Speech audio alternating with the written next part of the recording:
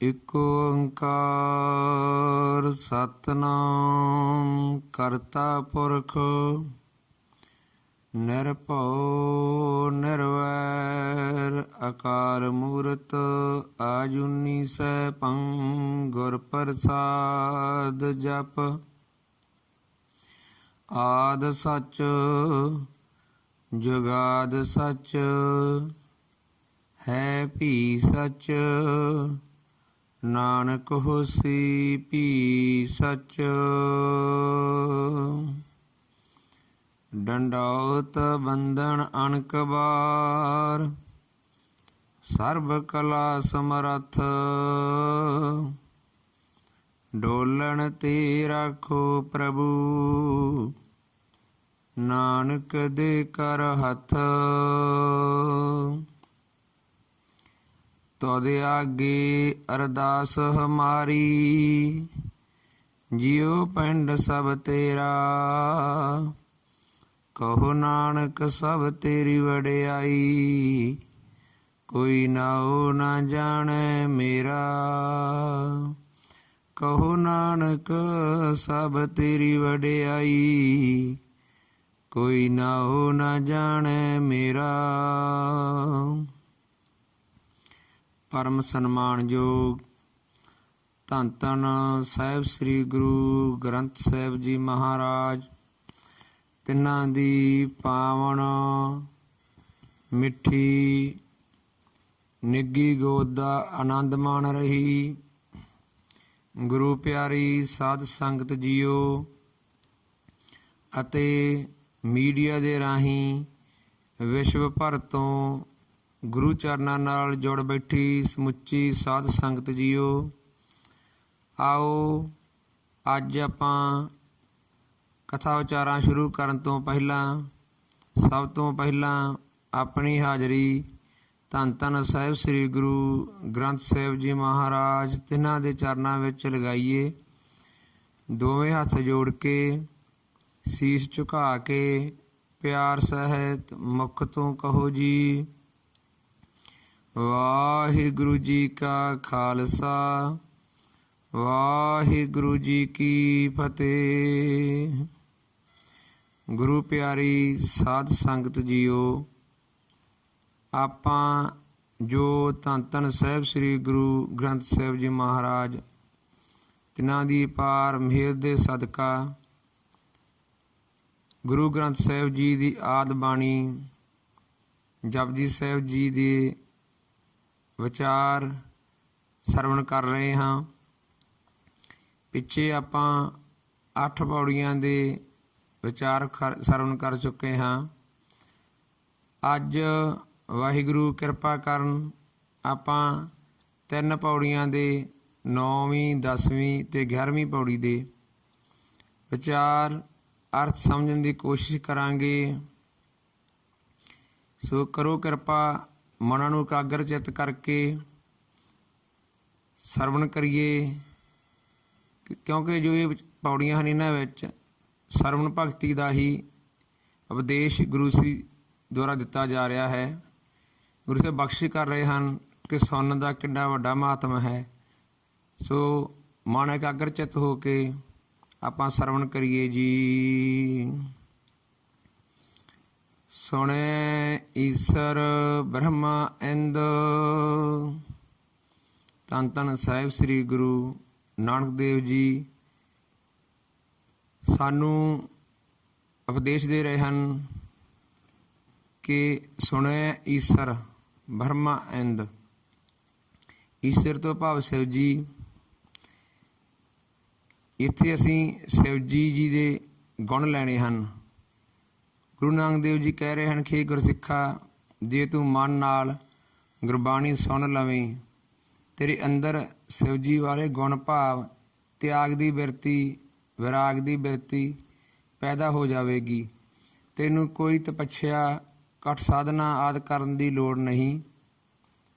ਵਿਸ਼ਨੂੰ ਜੀ ਵਰਗੀ ਦਾਨ ਦੀ ਬਿਰਤੀ ਤੇਰੇ ਅੰਦਰ ਪੈਦਾ ਹੋ ਜਾਵੇਗੀ। ਵਾਹਿਗੁਰੂ ਦਾ ਸਿਮਰਨ ਤੁਰ ਅੰਦਰ ਤੱਕ ਕਰਨ ਨਾਲ ਭਗਵਾਨ ਵਿਸ਼ਨੂੰ ਜੀ ਵਰਗੇ ਬਿਰਤੀ। ਭਗਵਾਨ ਵਿਸ਼ਨੂੰ ਜੀ ਦਾ ਕੀ ਗੁਣ ਹੈ? ਅਕਾਲ ਪੁਰਖ ਵਾਹਿਗੁਰੂ ਵੱਲੋਂ ਭਗਵਾਨ ਵਿਸ਼ਨੂੰ ਜੀ ਦੀ ਡਿਊਟੀ ਲਗਾਈ ਗਈ ਹੈ। ਉਹ ਸਾਰੇ ਸੰਸਾਰ ਦੀ ਪਾਲਣਾ ਕਰ ਰਹੇ ਹਨ। ਇਸ ਲਈ ਸਾਰੇ ਸੰਸਾਰ ਦੇ ਜੀਵਾਂ ਨੂੰ ਲੋੜ ਅਨੁਸਾਰ ਭੋਜਨ ਆਦਿ ਵਸਤਾਂ ਪਹੁੰਚਾ ਰਹੇ ਹਨ। ਕਿਸੇ ਨਾਲ ਵੀ ਈਰਖਾ ਭਾਵ ਨਹੀਂ ਕਰਦੇ। ਇਸ ਲਈ ਜੇ ਤੂੰ ਵਾਹਿਗੁਰੂ ਦਾ ਸਿਮਰਨ ਕਰੇ, ਉਸ ਦੇ ਨਾਮ ਨੂੰ ਆਰਾਧਨਾ ਕਰੇ, ਤਾਂ ਤੇਰੇ ਅੰਦਰ ਦਾਨ ਦੀ ਬਿਰਤੀ ਪੈਦਾ ਹੋ ਜਾਵੇਗੀ। ਤੀਜੇ ਆ ਗਏ ਬ੍ਰਹਮਾ ਜੀ। ਬ੍ਰਹਮਾ ਜੀ ਦਾ ਗੁਣ ਕੀ ਹੈ? ਗਿਆਨ ਵੰਡਣਾ। ਸਭ ਤੋਂ ਪਹਿਲਾਂ ਸੰਸਾਰ ਨੂੰ ਬ੍ਰਹਮਾ ਜੀ ਨੇ ਗਿਆਨ ਦਿੱਤਾ। ਚਾਰੇ ਵੇਦਾਂ ਰਾਹੀਂ ਸੰਸਾਰ ਨੂੰ ਅਧਿਆਤਮਿਕ ਗਿਆਨ ਦੇਣਾ ਸ਼ੁਰੂ ਕੀਤਾ। ਜੋ ਇਹ ਸ੍ਰਿਸ਼ਟੀ, ਖੰਡ, ਬ੍ਰਹਿਮੰਡ, ਪਹਾੜ, ਸਮੁੰਦਰ, ਜੜੀਆਂ ਬੂਟੀਆਂ, ਚੰਦ ਸੂਰਜ ਆਦਿ ਦੀ ਖੋਜ ਬ੍ਰਹਮਾ ਜੀ ਨੇ ਹੀ ਕੀਤੀ ਹੈ। ਤੋਂ ਭਾਵ ਇੰਦਰ ਦੇਵਤਾ ਸਭ ਤੋਂ ਧਨੀ ਦੇਵਤਾ ਮੰਨਿਆ ਗਿਆ ਹੈ। ਗੁਰੂ ਸਾਹਿਬ ਜੀ ਕਹਿ ਰਹੇ ਹਨ ਕਿ ਹੇ ਗੁਰਸਿੱਖਾ, ਜੇ ਤੂੰ ਮਨ ਅੰਦਰ ਤੱਕ ਧਿਆਨ ਲਗਾ ਕੇ ਵਾਹਿਗੁਰੂ ਦੇ ਗੁਣਾਂ ਨੂੰ ਸਰਵਣ ਕਰੇ, ਵਾਹਿਗੁਰੂ ਦੇ ਨਾਮ ਦੀ ਕਥਾ ਕਹਾਣੀਆਂ ਨੂੰ ਸਰਵਣ ਕਰੇ, ਤਾਂ ਤੇਰੇ ਅੰਦਰ ਇਹ ਸਾਰੇ ਗੁਣ ਪੈਦਾ ਹੋ ਜਾਣਗੇ। ਕਿਉਂਕਿ ਜੋ ਇੰਦਰ ਦੇਵਤਾ ਦਾ ਧਨ ਹੈ, ਉਹ ਕਈ ਵਾਰ ਰਾਖਸ਼ਾਂ ਨੇ ਲੁੱਟ ਲਿਆ ਹੈ। ਜੋ ਦੁਨਿਆਵੀ ਧਨ ਹੈ, ਭਾਵੇਂ ਲੁੱਟਿਆ ਜਾ ਸਕਦਾ ਹੈ, ਸਾਥ ਛੱਡ ਸਕਦਾ ਹੈ, ਪਰ ਜੋ ਨਾਮ ਧਨ ਹੈ, ਉਸ ਬਾਰੇ ਗੁਰਬਾਣੀ ਸਾਨੂੰ ਕੀ ਫਰਮਾਨ ਕਰ ਰਹੀ ਹੈ?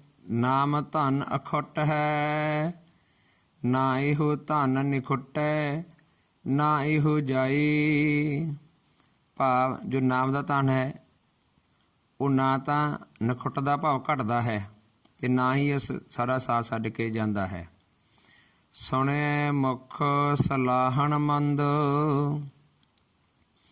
ਗੁਰੂ ਸਾਹਿਬ ਜੀ ਕਹਿ ਰਹੇ ਹਨ ਕਿ ਜੇਕਰ ਵਾਹਿਗੁਰੂ ਦੇ ਨਾਮ ਨੂੰ ਇੱਕ ਚਿੱਤ ਹੋ ਕੇ ਧਿਆਨ ਨਾਲ ਸੁਣ ਲਵੇਂ, ਤਾਂ ਜੋ ਵਿਅਕਤੀ ਮੁਖ ਤੋਂ ਹਮੇਸ਼ਾ ਮੰਦੇ ਸ਼ਬਦ ਬੋਲਦਾ ਸੀ, ਜਦੋਂ ਉਸਨੇ ਵਾਹਿਗੁਰੂ ਦੇ ਨਾਮ ਨੂੰ ਸੁਣਿਆ ਤਾਂ ਉਹ ਵੀ ਉਸ ਵਾਹਿਗੁਰੂ ਦੀ ਸਿਫਤ ਕਰਨ ਲੱਗ ਜਾਵੇਗਾ, ਉਸ ਵਾਹਿਗੁਰੂ ਦੇ ਗੁਣ ਗਾਉਣ ਲੱਗ ਪਏਗਾ। ਸੁਣੈ ਜੋਗ ਜੁਗਤ ਤਨ ਭੇਦ।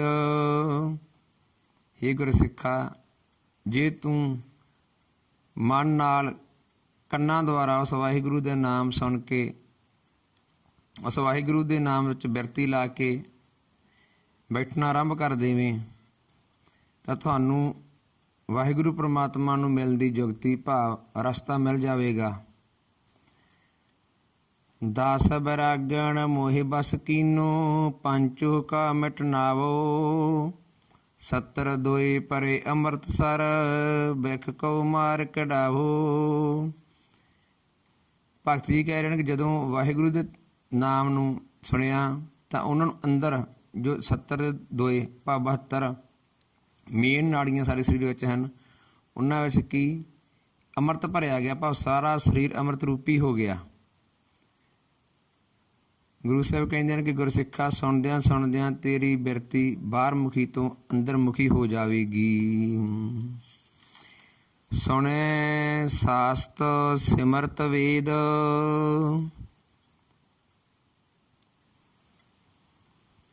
ਤੈਨੂੰ 6 ਸ਼ਾਸਤਰਾਂ, 27 ਸਿਮਰਤੀਆਂ, 18 ਪੁਰਾਣ, 4 ਵੇਦ ਆਦਿ ਪੜ੍ਹਨ ਦੀ ਲੋੜ ਨਹੀਂ। ਸਤਿਗੁਰੂ ਜੀ ਬੜੀ ਅਪਾਰ ਬਖਸ਼ ਰਹਿਮਤ ਸਾਡੇ 'ਤੇ ਕੀਤੀ ਹੈ। ਗੁਰੂ ਸਾਹਿਬ ਕਹਿ ਰਹੇ ਨੇ ਕਿ ਵਾਹਿਗੁਰੂ ਦਾ ਨਾਮ ਜਪ, ਬਸ ਇਸ ਨਾਲ ਹੀ ਉਹ ਸਾਰਾ ਗਿਆਨ ਪ੍ਰਾਪਤ ਹੋ ਜਾਵੇਗਾ ਜੋ ਵੇਦਾਂ, ਸ਼ਾਸਤਰਾਂ, ਸਿਮਰਤਨੀਆਂ, ਪੁਰਾਣ ਆਦਿ ਦੇ ਪੜ੍ਹਨ ਨਾਲ ਪ੍ਰਾਪਤ ਹੋਣਾ ਸੀ। ਬਹੁ ਸ਼ਾਸਤਰ ਬਹੁ ਸਿਮਰਤੀ, ਪੇਖੇ ਸਰਬਟ ਢੋਲ, ਪੂਜਸ ਨਾਹੀ ਹਰ ਹਰੇ, ਨਾਨਕ ਨਾਮ ਅਮੋਲ। ਨਾਨਕ ਭਗਤਾਂ ਸਦਾ ਵਿਗਾਸ, ਸੁਣੈ ਦੁਖ ਪਾਪ ਕਾ ਨਾਸ। ਇਹ ਵਾਹਿਗੁਰੂ ਦਾ ਨਾਮ ਸੁਣਨ ਨਾਲ ਤੇਰੇ ਸਾਰੇ ਦੁੱਖਾਂ ਦਾ, ਪਾਪਾਂ ਦਾ ਨਾਸ ਹੋ ਜਾਵੇਗਾ। ਤੇਰੇ ਅੰਦਰ ਵਾਹਿਗੁਰੂ ਦਾ ਸਦੀਵੀ ਵਿਕਾਸ, ਸਦੀਵੀ ਖੇੜਾ ਪੈਦਾ ਹੋ ਜਾਵੇਗਾ। ਸੁਣੈ ਸਤ ਸੰਤੋਖ ਗਿਆਨ, ਸੁਣ ਨਾਲ ਤੈਨੂੰ ਸਤ ਸੰਤੋਖ ਜੋ ਦੇਵੀ ਦੇਵਤਿਆਂ ਨੂੰ ਪ੍ਰਾਪਤ ਨਹੀਂ ਹੋਇਆ, ਤੈਨੂੰ ਵਾਹਿਗੁਰੂ ਦਾ ਸਿਮਰਨ ਕਰਨ ਨਾਲ ਹੀ ਪ੍ਰਾਪਤ ਹੋ ਜਾਵੇਗਾ। ਤੈਨੂੰ ਇਹ ਗਿਆਨ ਪ੍ਰਾਪਤ ਹੋ ਜਾਵੇਗਾ ਕਿ ਸੱਤ ਧਾਰਨ ਦੇ ਨਾਲ ਕੀ ਮਿਲੇਗਾ। ਜੇ ਸੱਤ ਨਹੀਂ ਧਾਰਨ ਕੀਤਾ ਤਾਂ ਕੀ ਦੁੱਖ ਝੱਲਣੇ ਪੈਣਗੇ, ਸੰਤੋਖ ਮਿਲ ਗਿਆ ਤਾਂ ਕੀ ਆਨੰਦ ਹੋਵੇਗਾ। ਇਹ ਸਾਰਾ ਗਿਆਨ ਤੈਨੂੰ ਕੇਵਲ ਸੁਣਨ ਨਾਲ ਹੀ ਪ੍ਰਾਪਤ ਹੋ ਜਾਵੇਗਾ। ਸੁਣੈ 860 ਕਾ ਇਸ਼ਨਾਨ, ਸਾਡੇ ਦੇਸ਼ ਵਿੱਚ 68 ਤੀਰਥ ਮੁੱਖ ਮੰਨੇ ਹਨ, ਪ੍ਰਮੁੱਖ ਹਨ। ਜੇਕਰ ਕੋਈ ਵਿਅਕਤੀ ਆਪਣੀ ਸਾਰੀ ਜ਼ਿੰਦਗੀ ਲਗਾ ਦੇਵੇ ਤਾਂ ਕੋਈ ਵਿਰਲਾ ਵਿਅਕਤੀ ਹੀ 68 ਤੀਰਥਾਂ ਦਾ ਇਸ਼ਨਾਨ ਕਰ ਸਕੇਗਾ। ਗੁਰੂ ਸਾਹਿਬ ਕਹਿੰਦੇ ਕਿ ਤੈਨੂੰ ਸ਼ਬਦ ਗੁਰਬਾਣੀ ਸੁਣਦਿਆਂ ਤੁਰ ਅੰਦਰ ਤੱਕ ਵਸ ਗਈ ਤਾਂ 68 ਤੀਰਥਾਂ ਨਾਲ ਜਿੰਨਾ ਸਰੀਰ ਪਵਿੱਤਰ ਹੁੰਦਾ ਹੈ, ਉਨੀ ਪਵਿੱਤਰਤਾ ਕੇਵਲ ਤੈਨੂੰ ਵਾਹਿਗੁਰੂ ਸ਼ਬਦ ਸੁਣਨ ਨਾਲ ਹੀ ਮਿਲ ਜਾਵੇਗੀ। ਕਹਿ ਕਬੀਰ ਹਉ ਭਇਆ ਉਦਾਸ, ਤੀਰਥ ਵੱਡਾ ਕਿ ਹਰਿ ਕਾ ਦਾਸ। ਕਬੀਰ ਸਾਹਿਬ ਕੁਐਸਚਨ ਕਰ ਰਹੇ ਹਨ ਪ੍ਰਮਾਤਮਾ ਨੂੰ ਕਿ ਤੀਰਥ ਵੱਡਾ ਹੈ ਕਿ ਹਰਿ ਕਾ ਦਾਸ। ਅੱਗੇ ਗੁਰਬਾਣੀ ਕੀ 860 ਤੀਰਥ ਜਹ ਸਾਧ ਪਗ ਧਰੈ। ਜਿੱਥੇ ਉਸ ਵਾਹਿਗੁਰੂ ਪ੍ਰਮਾਤਮਾ ਦਾ ਸਿਮਰਨ ਸੁਣਨ ਵਾਲੇ ਕਰਨ ਵਾਲੇ ਮਹਾਂਪੁਰਸ਼ ਭਗਤ ਨੇ ਪੈਰ ਧਰ ਦਿੱਤੇ, ਉੱਥੇ ਹੀ 68 ਤੀਰਥ ਭਾਵ 68 ਤੀਰਥ ਪੈਦਾ ਹੋ ਗਏ। ਇੰਨਾ ਵੱਡਾ ਮਹਾਤਮ ਹੈ ਨਾਮ ਸੁਣਨ ਦਾ। ਸੁਣਿਆ ਪੜ ਪੜ ਪਾਵੈ ਮਾਨੋ, ਜਿੰਨਾ ਮਾਨ ਬਹੁਤ ਉੱਚੀ ਵਿਦਿਆ ਪ੍ਰਾਪਤ ਕਰਨ ਨਾਲ, ਬਹੁਤ ਵੇਦਾਂ ਗ੍ਰੰਥਾਂ ਸ਼ਾਸਤਰਾਂ ਦਾ ਅਧਿਐਨ ਕਰਨ ਨਾਲ, ਬਹੁਤ ਗ੍ਰੰਥ ਲਿਖਣ ਨਾਲ ਜੋ ਡਿਗਰੀਆਂ, ਜੋ ਮਾਣ ਸਨਮਾਨ ਮਿਲਦਾ ਹੈ, ਜੋ ਵੱਡੇ ਵੱਡੇ ਵਿਦਵਾਨਾਂ ਨੂੰ ਬਹੁਤ ਗ੍ਰੰਥ ਪੜ੍ਹਨ ਨਾਲ ਪ੍ਰਾਪਤ ਕੀਤਾ ਹੈ, ਸਿੱਖਾ ਤੈਨੂੰ ਉਹ ਮਾਣ ਕੇਵਲ ਵਾਹਿਗੁਰੂ ਸ਼ਬਦ ਸੁਣਨ ਨਾਲ ਹੀ ਪ੍ਰਾਪਤ ਹੋ ਜਾਵੇਗਾ। ਭਾਈ ਗੁਰਦਾਸ ਜੀ ਫਰਮਾਨ ਕਰ ਰਹੇ ਹਨ, ਸੁਨ ਪ੍ਰਤਾਪ ਕਬੀਰ ਦਾ, ਦੂਜਾ ਸਿੱਖ ਹੋਇਆ ਸੈਨ ਨਾਈ। ਪ੍ਰੇਮ ਭਗਤ ਰਾਤੀ ਕਰੇ, ਪਲਕੇ ਰਾਜ ਦੁਆਰੇ ਜਾਈ। ਅੱਗੇ ਗੁਰੂ ਸਾਹਿਬ ਫਰਮਾ ਰਹੇ ਹਨ, ਸੁਣੈ ਲਾਗੈ ਸਹਿਜ ਧਿਆਨ, ਜੋ ਸਹਿਜ ਬਹੁਤ ਧੂਣੇ ਤਾਪਣ ਨਾਲ, ਪੁੱਠੇ ਲੜਕਣ ਨਾਲ, ਜਲ ਧਾਰੇ ਕਰਨ ਨਾਲ ਪ੍ਰਾਪਤ ਨਹੀਂ ਹੁੰਦਾ। ਵਾਹਿਗੁਰੂ ਧੰਨ ਧੰਨ ਸਾਹਿਬ ਸ੍ਰੀ ਗੁਰੂ ਨਾਨਕ ਦੇਵ ਮਹਾਰਾਜ ਜੀ ਨੇ ਸਾਡੇ 'ਤੇ ਬਹੁਤ ਅਪਾਰ ਬਖਸ਼ ਰਹਿਮਤ ਕਿਰਪਾ ਕੀਤੀ ਹੈ। ਗੁਰੂ ਸਾਹਿਬ ਵਰਗੇ ਸਿੱਖੋ, ਤੁਹਾਨੂੰ ਕੇਵਲ ਗੁਰਬਾਣੀ ਪੜ੍ਹਨ ਨਾਲ, ਗੁਰਬਾਣੀ ਸੁਣਨ ਨਾਲ ਹੀ ਉਹ ਸਹਿਜ ਦਾ ਧਿਆਨ, ਸਹਿਜ ਦੀ ਸੁਰਤੀ ਪ੍ਰਾਪਤ ਹੋ ਜਾਵੇਗੀ। ਆਪ ਸਰਵਣ ਕਰ ਰਹੇ ਹੋ, ਜਿੰਨਾ ਮਨ ਸਤਸੰਗ ਵਿੱਚ ਬੈਠ ਕੇ ਸੁਣਨ ਨਾਲ ਟਿਕਦਾ ਹੈ, ਆਪ ਜਿਸ ਗੱਲ ਨੂੰ ਨੋਟ ਕਰਿਓ, ਸ਼ਾਇਦ ਉਹਨਾਂ ਮਨ ਘਰੇ ਬੈਠ ਕੇ ਗੁਰਬਾਣੀ ਪੜ੍ਹਨ ਨਾਲ ਨਹੀਂ ਟਿਕਦਾ। ਸੁਣਨ ਦਾ ਬਹੁਤ ਵੱਡਾ ਮਹਾਤਮ ਹੈ। ਸੁਣੈ ਨਾਨਕ ਭਗਤਾਂ ਸਦਾ ਵਿਗਾਸ, ਸੁਣੈ ਦੁਖ ਪਾਪ ਕਾ ਨਾਸ। ਜਿਨ੍ਹਾਂ ਵਾਹਿਗੁਰੂ ਦੇ ਪਿਆਰਿਆਂ ਨੇ ਇਸ ਸ਼ਬਦ ਨੂੰ, ਗੁਰਬਾਣੀ ਨੂੰ ਧਿਆਨ ਨਾਲ ਸੁਣਿਆ, ਉਹਨਾਂ ਦੇ ਸਾਰੇ ਦੁੱਖਾਂ ਪਾਪਾਂ ਦਾ ਨਾਸ ਹੋ ਗਿਆ। ਉਹਨਾਂ ਦੇ ਅੰਦਰ ਪਰਮਾਤਮਾ ਦਾ ਸਦੀਵੀ ਵਿਗਾਸ ਭਾਵ ਖੇੜਾ ਪੈਦਾ ਹੋ ਗਿਆ। ਸੁਣੈ ਸਰਾ ਗੁਣਾ ਕੇ ਗਾਹ। ਗੁਰੂ ਜੀ ਕਹਿੰਦੇ ਨੇ ਕਿ ਪਿਆਰਿਆ, ਜੇ ਤੂੰ ਮਨ ਚਿੱਤ ਨਾਲ ਗੁਰਬਾਣੀ ਸੁਣ ਲਵੇਂ ਤਾਂ ਜਿਵੇਂ ਸਮੁੰਦਰ ਗੁਣਾ ਕੇ ਗਾਹ, ਜਿਹੜੇ ਮਿਨੇ ਨਾ ਜਾਣ, ਜਿਵੇਂ ਸਮੁੰਦਰ ਦੇ ਪਾਣੀ ਨੂੰ ਕੋਈ ਮਿਣ ਨਹੀਂ ਸਕਦਾ, ਤੋਲ ਨਹੀਂ ਸਕਦਾ, ਨਾਪਿਆ ਨਹੀਂ ਜਾ ਸਕਦਾ, ਤੇਰੇ ਵਿੱਚ ਵੀ ਸਮੁੰਦਰ ਦੇ ਪਾਣੀ ਦੀ ਤਰ੍ਹਾਂ ਅਮੋਲ ਗੁਣ ਪੈਦਾ ਹੋ ਜਾਣਗੇ। ਇਕਾਗਰ ਚਿੱਤ, ਇੱਕ ਧਿਆਨ ਗੁਰਬਾਣੀ ਨੂੰ ਸੁਣਨ ਨਾਲ ਹੀ ਇਹ ਸਾਰੇ ਗੁਣ ਤੇਰੇ ਵਿੱਚ ਪੈਦਾ ਹੋ ਜਾਣਗੇ। ਸੁਣੇ ਸ਼ੇਖ ਪੀਰ ਪਾਤਸ਼ਾਹ, ਸ਼ੇਖ ਤੋਂ ਭਾਵ ਇਸਲਾਮ ਵਿੱਚ ਮੁਖੀ ਤੋਂ ਹੈ। ਪਾਤਸ਼ਾਹ ਤੋਂ ਭਾਵ ਦੁਨੀਆ ਦਾ ਸਭ ਤੋਂ ਵੱਡਾ ਰਾਜਾ, ਜਿਸ ਤੋਂ ਉੱਪਰ ਕੋਈ ਹੋਰ ਰਾਜਾ ਨਾ ਹੋਵੇ, ਭਾਵ ਰਾਜਿਆਂ ਦਾ ਰਾਜਾ। ਇਹ ਪਦਵੀਆਂ ਮਨੁੱਖ ਸਾਰੀ ਜ਼ਿੰਦਗੀ ਲੱਗਾ ਰਹੇ ਪ੍ਰਾਪਤ ਨਹੀਂ ਕਰ ਸਕਦਾ। ਅਨੇਕਾਂ ਦੁੱਖ ਝੱਲੇ, ਕੋਸ਼ਿਸ਼ਾਂ ਕਰੇ, ਪ੍ਰਾਪਤ ਕਰਨੀਆਂ ਬਹੁਤ ਕਠਿਨ ਹਨ। ਪਰ ਗੁਰੂ ਸਾਹਿਬ ਜੀ ਨੇ ਬੜੀ ਬਖਸ਼ਿਸ਼ ਕੀਤੀ ਹੈ। ਇਹ ਸਾਰੀਆਂ ਤਾਕਤਾਂ, ਪਦਵੀਆਂ ਦੇ ਬਰਾਬਰ ਮਾਣ ਸਨਮਾਨ ਕੇਵਲ ਬਾਣੀ ਪੜ੍ਹਨ ਨਾਲ ਹੀ ਪ੍ਰਾਪਤ ਹੋ ਜਾਵੇਗਾ। ਇੱਕ ਵਾਰੀ ਇੱਕ ਰਾਜਾ ਸ਼ਿਕਾਰ ਕਰਨ ਲਈ ਜੰਗਲਾਂ ਵਿੱਚ ਗਿਆ। ਥੱਕ ਹਾਰ ਕੇ ਜਾ ਰਿਹਾ ਸੀ, ਪਾਣੀ ਦੀ ਬਹੁਤ ਪਿਆਸ ਲੱਗੀ ਸੀ। ਤਾਂ ਉਸਨੇ ਕੀ ਦੇਖਿਆ ਕਿ ਇੱਕ ਕੁਟੀਆ ਹੈ। ਜਦੋਂ ਕੁਟੀਏ ਦੇ ਪਾਸ ਗਿਆ ਤਾਂ ਉੱਥੇ ਇੱਕ ਸਾਧੂ ਉਸ ਵਾਹਿਗੁਰੂ ਪਰਮਾਤਮਾ ਦਾ ਨਾਮ ਦੀ ਆਰਾਧਨਾ ਕਰ ਰਿਹਾ ਸੀ। ਤਾਂ ਰਾਜਾ ਉੱਥੇ ਰੁਕ ਗਿਆ। ਉਸਨੇ ਪਾਣੀ ਦੀ ਮੰਗ ਕੀਤੀ ਤਾਂ ਸਾਧੂ ਨੇ ਪਾਣੀ ਪਿਲਾਇਆ ਤਾਂ ਰਾਜੇ ਦੇ ਮਨ ਨੂੰ ਸ਼ਾਂਤੀ ਪ੍ਰਾਪਤ ਹੋਈ। ਦੂਸਰਾ, ਰਾਜੇ ਨੂੰ ਰੱਬ ਦੇ ਪਿਆਰੇ ਸਾਧੂ ਦੇ ਭਗਤ ਦੇ ਦਰਸ਼ਨ ਹੋ ਗਏ ਤਾਂ ਰਾਜੇ ਦੇ ਮਨ ਵਿੱਚ